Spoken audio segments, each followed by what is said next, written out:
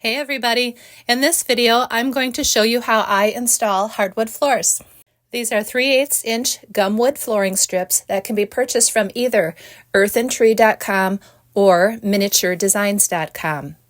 I won't be staining this wood, but I will put on a coat of polyurethane or varnish to bring out the colors. What I'm doing first is drawing a squiggly line on one side, and this is the side I will not varnish. I'm doing this because even after varnishing the wood strip, it's hard to tell which side is which, and now I'll know at a glance which side to put the glue on. I'm using a sponge brush to put on the polyacrylic satin finish top coat by Minwax. The cardboard I'm using is a dismantled cereal box to protect the countertop. After this dries, I will sand each strip and put on one more coat of varnish. This will make the wood have a softer, smoother finish. Make sure to wipe off the sanding dust before putting on the second coat of varnish. I really love this wood, and if you're lucky, you'll get a few pieces that have a knot in it, which I think adds to the character. Make a template of the room's floor. I first use a piece of paper and make sure you include the doorways or archways. After I make the template using paper, I trace or cut the template on a piece of poster board, which is thicker. It's on the piece of poster board that I will lay the wood strips. To cut the wood strips, you can use either a mini table saw or a miter boxen saw. I lay all the wood strips out so I can see each one and determine where I want them to go in the room.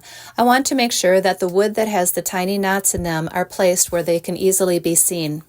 A sample of how to measure the wood strips is included in the package. I didn't follow it exactly, but it was a helpful guideline. The very first piece I'm gluing down is a piece in the doorway, so when I glue the other pieces in, it will have something to butt up against. I'm using Titebond original wood glue, which is what the instructions recommend.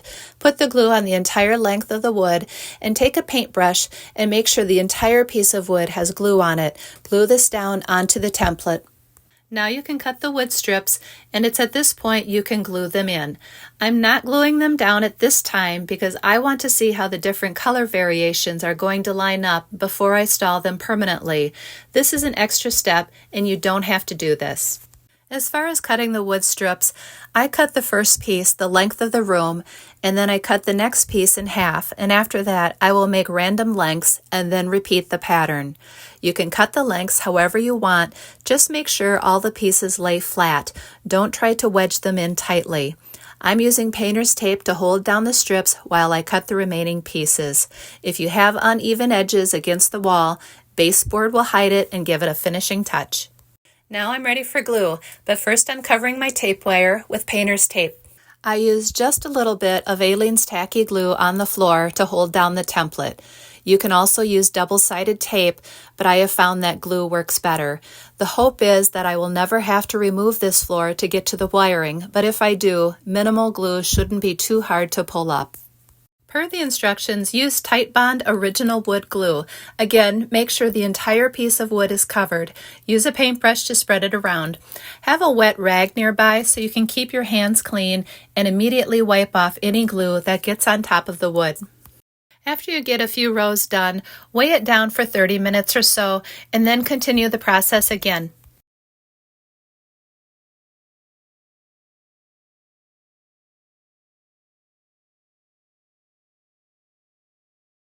When you get to the back of the room, you may find that there isn't room for a full piece of wood.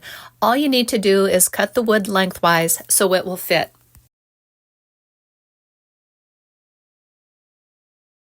Now that the floor is done, I weigh it down overnight. The next step is to install baseboard, which will give your floor the finishing touch. I do not glue in the baseboard. I just use a small amount of Aleene's tacky to hold it in place. If I didn't wire the house, I would probably glue the pieces instead.